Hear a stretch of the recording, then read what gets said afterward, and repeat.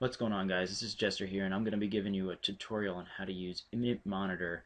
Um, right now it's in beta, so yours may be looking a little different than mine, but I'm going to do my best to try and show you how to use everything inside and what each item does.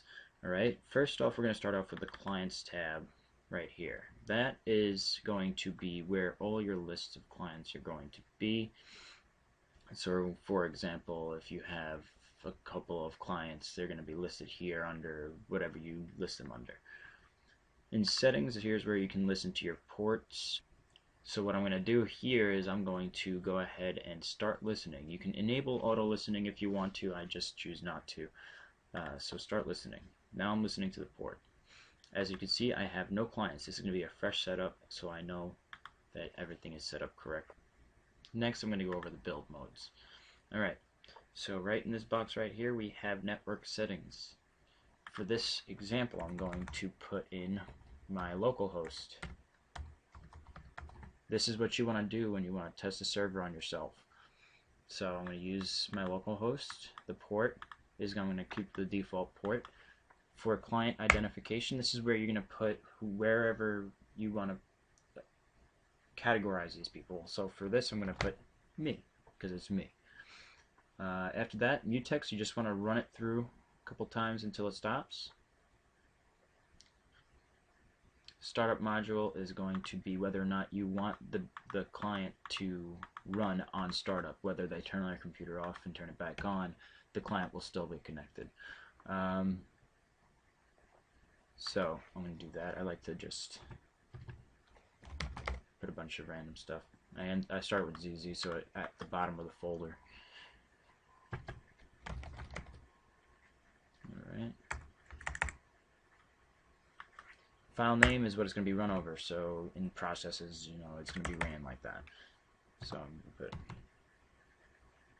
put service hosts.exe. And you can do roaming, local, or temporary files. Now here's where everybody gets confused. The module protection. File integration, what it does is it basically just copies your file, moves it to another location so the person cannot find that file, and then executes it and deletes the original. So that's what that is. The hide file is different than that. See how it says this will hide your file? Basically it puts it it puts a setting onto the program where when they try to find that item, it's hidden in their folders in Explorer. So you can select these if you want them to never find that file again. Registry persistence, make sure that your client will start up with Windows. So along with the startup module, if you're running the startup module, you want to do registry persistence. So even if they kill the registry, it's still going to start up.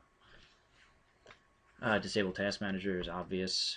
Process kernel key is going to make the process unkillable. So if they go into their task manager and they go ahead and end the process, it's not going to end. Alright, so that's what that does. Assembly information, so if they want to know what the file's about, they click properties. This is what it's going to show up. You can generate if you want. Right now it's not going to let me generate because it's in beta. But basically what it does is it shows the people who are running the file, who made it, what's going on with it, stuff like that. Here's your logs. This is where it's going to show you whether or not your client was built or not built. And profiles is whether or not you want to save the profile. So I'm going to go ahead and just show you what that is. Save settings. I'm going to put me. Okay, so now I have this. So if I click on this, it's going to do that. It's going to use all the settings that I have selected here. Okay. Smart DNS, if you don't know what that is, you don't need to know what it is. Use hidden mode. So basically what the hidden mode does is it shows people, if you don't have this selected, it's going to show people, say you are on the remote desktop, it's going to say in the top right of their screen that you are being monitored by Imminent Monitor. So they're going to know that someone's watching their screen. If you don't want that to happen, you go ahead and use hidden mode. You're going to go ahead and click I agree to the terms of service and compile. I'm going to go ahead and save this on my desktop.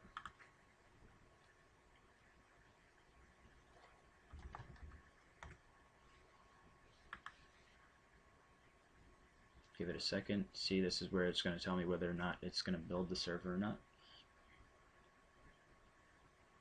And it says client built and disconnected from the server, so that's good.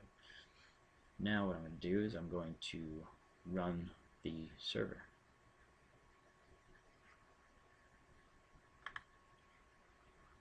So here's my little server right here that I just built. Double click it, bring back up. See, I just got a connection, a client connection, and go in here, and that's me. Tells me all the information that you need to know.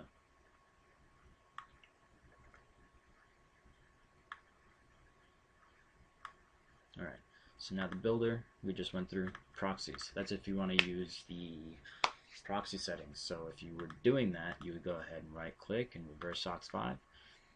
Reverse SOX 5, no authentication. Boom. Now I'm in the proxies. So basically what the proxy does is it makes your IP their IP. So that's the best I can explain it. I don't really want to get into detail with it. Thumbnails is pretty simple. You can turn it on. It'll show what's on their desktop.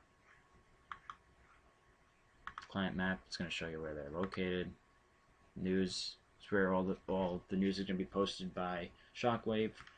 Credits, obviously, terms of service, and the bug report.